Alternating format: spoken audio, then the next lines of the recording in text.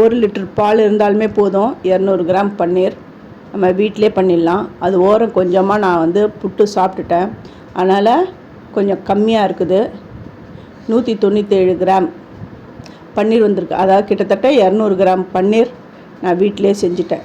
அந்த ஒரு சின்ன பீஸ் நான் புடாமல் இருந்தேன்னா அது வந்து 200 கிராமுக்கு மேலேயே கூட கொஞ்சம் வந்திருக்கும். 200 கிராம் மேலேனா ஒரு 2 கிராம் அப்படின்னு கொஞ்சம் எக்ஸ்ட்ராவே வந்திருக்கும்.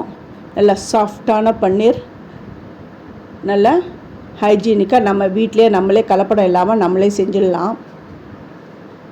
நீங்கள் 200 கிராம் பன்னீர் வந்து கடையில் வாங்க போனீங்கன்னா என்ன ரேட்டு அப்படின்றத என்னுடைய கமெண்ட் பாக்ஸில் சொல்லுங்கள். நான் 1 லிட்டர் பால் வந்து 60 ரூபாய்க்கு வாங்கியிருக்கேன். அது வந்து ஆரஞ்சு பால், ஆவின் பால் இருக்குது பாருங்கள், அதுதான் நான் வாங்கினேன். அதில் பண்ண பன்னீர் தான் இது. நல்லா சாஃப்டாக என்ன அழகாக வந்திருக்குன்னு பாருங்கள். இதில் பன்னீர் பட்டர் மசாலா, பன்னீர் 65 நம்ம என்ன வேணாலும் பண்ணலாம், பன்னீர் பக்கோடா, பன்னீர் சாண்ட்விச் எல்லாமே செய்யலாம். எவ்வளோ சாஃப்டாக வந்திருக்கு பாருங்கள். இதை நீங்கள் கடையில் வாங்குறத விட வீட்லேயே நீங்கள் செய்யுங்க. சூப்பரான பன்னீர் எவ்வளோ ஈஸியாக பண்ணிட்டேன்னு பாருங்கள்.